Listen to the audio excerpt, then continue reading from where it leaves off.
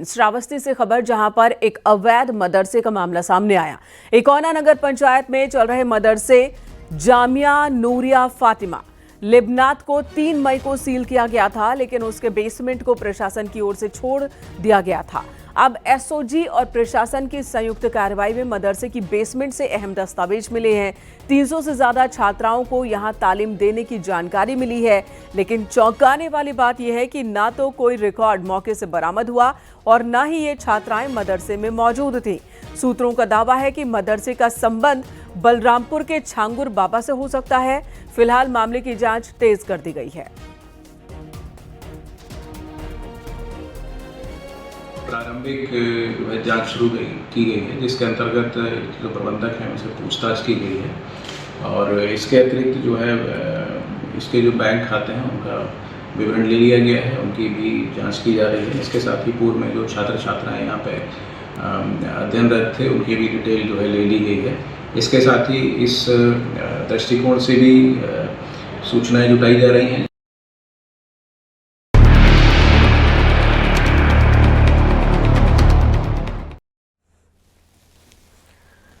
जलालुद्दीन उर्फ छांगुर बाबा पर बहुत बड़ा खुलासा हुआ। अवैध धर्मांतरण की फैक्ट्री चलाने वाला ये सरगना कोड वर्ड्स का इस्तेमाल करता था। ऐसा कोड वर्ड जिसे साधारण इंसान समझ न सके, सिर्फ उसके एजेंट ही इस कोड वर्ड का इस्तेमाल करते थे।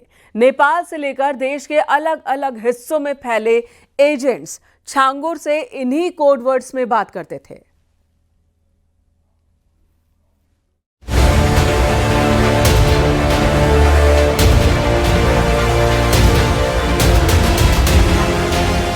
बलरामपुर की आलीशान कोठी में चलता था एक खौफनाक खेल। एटीएस की गिरफ्त में जलालुद्दीन उर्फ छांगुर ने मजहब की आड़ में तैयार की थी 50 युवकों की फोर्स, जो बाबा के एक इशारे पर किसी भी हद तक जा सकती थी। लश्करे छांगुर के स्पेशल 50 जलालुद्दीन बना रहा था अपनी फौज। इस्लामिक राष्ट्र की खौफनाक साजिश। एटीएस ने जो एफआईआर दर्ज की है कि छांगुर उर्फ जलालुद्दीन ने 1 साल के भीतर इतनी ज्यादा रकम हासिल की कि उसने बलरामपुर के उतरौला में आलीशान कोठी बना ली, शोरूम बना लिया, लग्जरी गाड़ियां खरीद ली और तो और उसने अपने इस किले में आतंक का अड्डा बना लिया और यहाँ आतंकी ट्रेनिंग कैंप बना लिया। जलालुद्दीन किसी शातिर अपराधी की तरह कोड वर्ड का इस्तेमाल अपने एजेंट से बातचीत के लिए करता था, ताकि किसी को शक भी न हो और वो कामयाब हो जाए। प्रोजेक्ट काजल, मिट्टी पलटना और दर्शन जैसे कोड वर्ड सामने आने के बाद एजेंसियां भी हैरान हैं। इन युवकों को न सिर्फ धर्मांतरण में लगाया गया, बल्कि हिंसा और दबाव का जरिया भी बनाया गया। इनका माइंड कंट्रोल इस हद तक था कि बाबा का हर आदेश बन जाता था आखिरी हुक्म। कहने का मतलब, छांगुर उर्फ जलालुद्दीन ने 50 युवकों की एक स्पेशल फोर्स तैयार की थी, जो धर्मांतरण के लिए ब्रेन वॉश करने का काम करते थे। ये सभी 40 से 50 युवक बलरामपुर के उतरौला में छांगुर के अड्डे पर रहते थे और उसके कहने पर कुछ भी करने को तैयार थे। ये एक तरह से छांगुर उर्फ जलालुद्दीन की कमांडो यूनिट थी, जो उसके लिए मरने मारने को भी उतारू थी। इतना ही नहीं, बलरामपुर में एटीएस की छानबीन के दौरान एक बड़ा खुलासा हुआ है। सूत्रों के मुताबिक जलालुद्दीन उर्फ छांगुर के ठिकाने से सीजर ए तैयबा नाम की किताब मिली है, जिसे खुद बाबा ने छपवाया था। बताया जा रहा है कि इस किताब को बाबा ने प्रसिद्धि पाने के लिए धर्म प्रचार की आड़ में छपवाया था, लेकिन इसका असली मकसद लव जिहाद और अवैध धर्मांतरण को बढ़ावा देना था। इस गैंग के सभी गतिविधियों, इनके मनी ट्रेल, इनके द्वारा अर्जित अवैध संपत्तियां इत्यादि की जानकारी की जाएगी। साथ ही संपूर्ण गैंग के नेटवर्क की जानकारी भी प्राप्त की जाएगी। एटीएस को अब शक है कि ये किताब ही उस पूरे ब्रेन वॉशिंग नेटवर्क का मुख्य औजार थी, जो धर्मांतरण की घटनाओं में इस्तेमाल की जा रही थी। अब एजेंसियां इस किताब की छपाई, वितरण और इसके पीछे छिपे पूरे नेटवर्क की जांच में जुट गई है। यानी ब्रेन वॉश का पूरा रोड मैप तैयार किया गया था। पूरा ब्लूप्रिंट्स अब सामने है। सीजर ए तैयबा किताब 50 युवकों की टास्क फोर्स और इसके साथ ही मदरसों को भी टारगेट किया जाता था। इसके लिए कोड वर्ड का इस्तेमाल किया जाता था। अभी बलरामपुर में एक बड़ी कार्रवाई को हम लोगों ने आगे बढ़ाया है। आपने देखा होगा, उसने रेट तय किए थे। यानी कैसे धर्मांतरण के कार्यक्रम को आगे बढ़ाना है,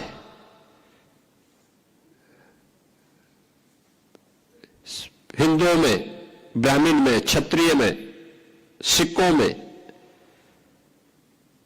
अन्य ओबीसी जातियों में, अनुसूचित जाति जनजाति के लोगों को कैसे धर्मांतरित करना, सबके रेट उसने तय किए हुए थे। विदेशों से उसमें धनराशि आ रही थी।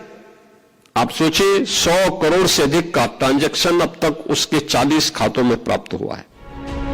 सूत्रों के अनुसार जलालुद्दीन उर्फ छांगुर मुस्लिम युवकों को पैसा देता था और हर हिंदू लड़की के लिए अलग रेट तय करता था। एटीएस के हाथ लगे कॉल रिकॉर्डिंग को जब डिकोड किया गया तो सामने आया कि छांगुर कुछ खास शब्दों से अपनी धर्मांतर टास्क फोर्स को निर्देश दिया करता था, जैसे मिट्टी पलटना शब्द धर्मांतरण के लिए, प्रोजेक्ट शब्द लड़कियों के लिए, काजल मानसिक प्रताड़ना के लिए और दर्शन शब्द लड़की से मिलने के लिए इस्तेमाल करता था। एटीएस की रिपोर्ट में यह भी सामने आया है कि बावा ने मजहबी संस्थाओं के नाम पर एक पूरा सिंडिकेट खड़ा किया और उसे फैला दिया। अब एजेंसियां यह पता लगाने में जुटी हैं कि आखिर ये खेल कितने राज्यों और देशों तक फैला है।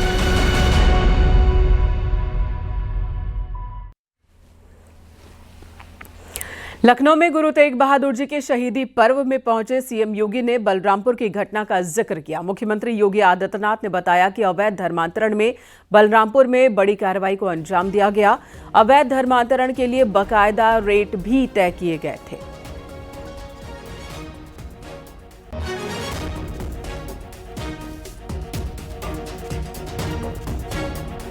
हिंदुओं में, ब्राह्मण में, क्षत्रिय में, सिखों में, अन्य ओबीसी जातियों में, अनुसूचित जाति जनजाति के लोगों को कैसे धर्मांतरित करना, सबके रेट उसने तय किए हुए थे। विदेशों से उसमें धनराशि आ रही थी।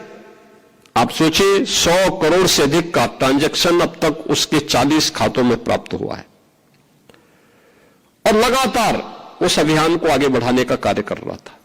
यानी कैसे धर्मांतरण के कार्यक्रम को आगे बढ़ाना है,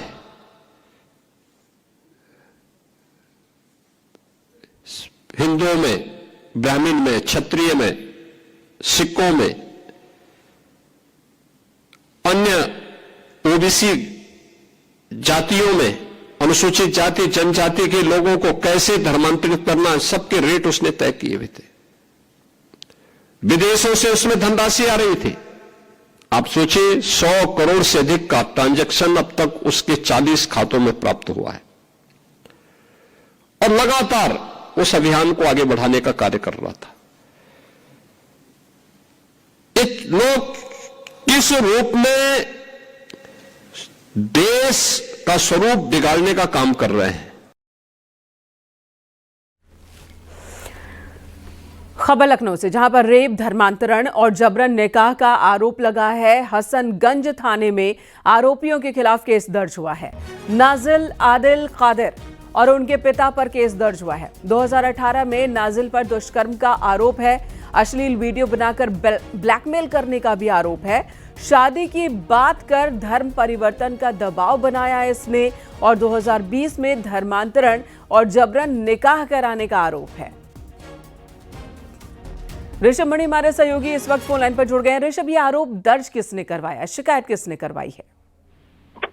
ये पीड़िता ने ही ये मुकदमा दर्ज कराया है और उसका ये कहना है कि कुछ साल पहले 2018 में जब वो हाई स्कूल की छात्रा थी, उस दौरान ही उसके पड़ोस में रहने वाले नाजिल से दोस्ती हुई थी, जान पहचान थी और उस दौरान ही उसने कोई कोल्ड ड्रिंक में मिला के नशीला पदार्थ दिया था, जिसके बाद उसके साथ दुष्कर्म किया गया था और दुष्कर्म का वीडियो भी बना लिया गया था, जिसको लेकर उसको लगातार ब्लैकमेल किया जा रहा था। जब उसने शादी की बात कही तो नाजिल ने धर्म परिवर्तन का दबाव बनाया था। 18 अगस्त 2020 को दबाव बना। ऋषभ, मामला 2018 का है, 2020 में शादी भी हो गई, 2025 में आकर उसने ये मामला क्यों दर्ज करवाया? देखिए, 2021 में अवैध रूप से धर्म परिवर्तन, धर्मांतरण के खिलाफ उत्तर प्रदेश में कानून बना, जिसके बाद तमाम ऐसी युवतियां या तमाम ऐसी महिलाएं सामने आ रही हैं जो ये बात स्वीकार कर रही हैं और FIR भी दर्ज करा रही हैं कि जब उनका निकाह करवाया गया था धर्म परिवर्तन करा के, तो धर्म परिवर्तन उनकी इच्छा से नहीं हुआ था, उन पर दबाव बनाया गया था, उनको लालच दिया गया था, उनको डराया धमकाया गया था। तो जब से ये कानून उत्तर प्रदेश में आया उसके बाद से इस कानून का तेजी से इस्तेमाल हो रहा है। तो ये बात सही है कि उसने शादी की थी नाजिल से 2020 में, दोनों की एक बेटी भी हुई है, लेकिन अब चूंकि वो उस वक्त कहना है कि सामाजिक और पारिवारिक दबाव में इस मामले को सामने नहीं ला रही थी, लेकिन जब उसकी बच्ची हो गई है तो उसकी प्रताड़ना बढ़ाई गई है और यहाँ तक कि बच्ची के साथ भी अश्लील हरकत की है उसके पति नाजिल ने। वाकई ये गंभीर मसला है ऋषभ, और जाहिर सी बात है कुछ ना कुछ ऐसी स्थिति घर के अंदर जरूर है जो ये महिला इतने साल बाद मजबूर हुई है शिकायत दर्ज कराने के लिए। धन्यवाद आपका ऋषभ इस वक्त पूरी जानकारी देने के लिए। तो महिला का ये कहना है कि उसकी बेटी के साथ भी उसके घर में ही पिता चाचा ही गलत व्यवहार कर रहे हैं। गाजियाबाद के गौड़ सिद्धार्थम में एक जूस विक्रेता पर कुछ व्रतधारियों ने गंभीर आरोप लगाए। इनका आरोप है कि दुकानदार ने उन्हें जूस में थूक मिलाकर पिलाया। इन लोगों का आरोप है कि मुस्लिम व्यक्ति भारत नाम से जूस कॉर्नर चला रहा था। इसने यहां तक कि अपने दाएं हाथ में कलावा बांधा था और अपने नाम हिंदू बता रहा था। विरोध के बाद भी पुलिस ने शिकायत दर्ज नहीं की है। व्रतधारियों के विरोध और डायल 112 पर फोन करने के बाद दुकानदार के खिलाफ मामला अभी तक दर्ज नहीं हुआ है। इसके बाद इन्होंने लोनी विधायक नंदकिशोर गुर्जर को देर रात फोन किया और उनके दखल और नाराजगी के बाद पुलिस ने केस दर्ज किया। जूस बेचने वाले 2 लड़कों को हिरासत में लिया गया है। लोनी विधायक ने घटना को बताया चिंताजनक। कुछ युवकों द्वारा जानकारी दी गई कि चौकी क्षेत्र जल निगम के अंतर्गत संचालित एक जूस की दुकान पर स्वच्छता के मानकों का उल्लंघन करते हुए जूस बेचा जा रहा है। इसका पुलिस द्वारा संज्ञान लिया गया है और पूछताछ हेतु 2 व्यक्तियों को इसमें हिरासत में लिया गया है। घटना से जुड़े हुए सभी पक्षों की तथ्यों के आधार पर जांच करके आगे की विधिक कार्रवाई संपन्न की जा रही है। एक जूस कॉर्नर जो है भारत के नाम से चलाता है, उस पे ये अभी जो बैठ करके आप भी थे कि DCP साहब ने माना कि उनके नाम मुस्लिम हैं दोनों के, लेकिन वो वहाँ अमन और सुनील बन के जूस बेचते हैं। कलावा स्पष्ट उन्हें दिखाई दे रहा है। तो पहला अपराध तो यही बनता है। उसके बाद थूकते हुए जो नीचे थूक रहा वो वीडियो उसका है। पुलिस उन्हें पकड़ती है। जैसा कि इनका कहना है कि बच्चा भी आपके सामने खड़ा है कि उसको फिर चौकी से छोड़ दिया जाता है। जब रात को हमें 11 बजे के बाद पता चलता है, फ़ोन जाते हैं कि इस तरह से पुलिस कह रही है कि उल्टा तुम्हें जेल भेज देंगे और व्यवहार ख़राब होता है, तो फिर हम जब बात करते हैं ऊपर तो फिर उसको पकड़ा जाता है। सुबह के टाइम ये लोग गए थाने में तो इनको इंस्पेक्टर ने इनके साथ मिसबिहेव किया और कहा कहीं चले जाओ। अमित राणा हमारे सहयोगी इस वक्त हमारे साथ जुड़ गए हैं। अमित, तमाम कोशिशों के बाद भी इस तरह के विवाद थम नहीं रहे, ना तो ऐसी गलती रुक रही है जिसे अपराध कह सकते हैं और ना ही बवाल। अतिशयोक्ति नहीं हो गई, लगातार इस तरह के मामले सामने आ रहे हैं। हालांकि इस मामले में अभी तक शंका इस बात की बनी हुई है कि उस जो वीडियो है, वीडियो अभी तक सामने नहीं आ पाया है सूखने का। दरअसल पूरा मामला विजयनगर थाना क्षेत्र के प्रताप विहार इलाके का है, जहां भारत जूस शेख के नाम से एक दुकान है। वहां पहुंचे ग्राहक ने ये आरोप लगाया कि दुकानदार जो है वो जूस में थूकता हुआ उसने देखा है उसको। इसके बाद वहां तत्काल पुलिस को सूचना दी गई। मौके पहुंची पुलिस ने वहां जांच करने के बाद 2 युवकों को हिरासत में लिया। वहीं दुकानदार के ऊपर ये भी आरोप लगा है कि वो अपना नाम एवं धर्म बदलकर दुकान चला रहा था, अमन और विकास जो उसने नाम बताए थे। हालांकि पुलिस मौके पे पहुंची और उन दोनों ही लोग जो वहां पर दुकान पर काम करने वाले लोग थे उनको हिरासत में ले लिया।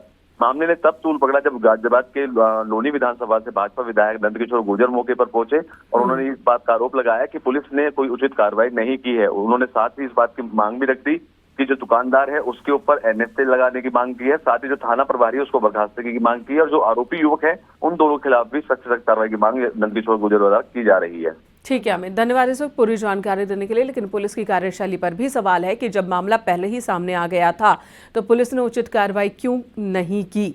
विधायक की एंट्री के बाद ही पुलिस ने गंभीरता दिखानी क्यों शुरू की है? तो पहले भी पुलिस को गंभीरता दिखानी चाहिए थी। अगर इन लोगों ने अपनी पहचान बदलकर लोगों को बरगलाने की नियत से कलावा बांधकर हिंदू बनकर इस तरह से गलत काम किया है तो एक्शन पहले ही सख्त लिया जाना चाहिए था। CM योगी आदित्यनाथ भी बार बार यही कह रहे हैं कि कहीं पर भी इस तरह की घटना बर्दाश्त नहीं की जाएगी।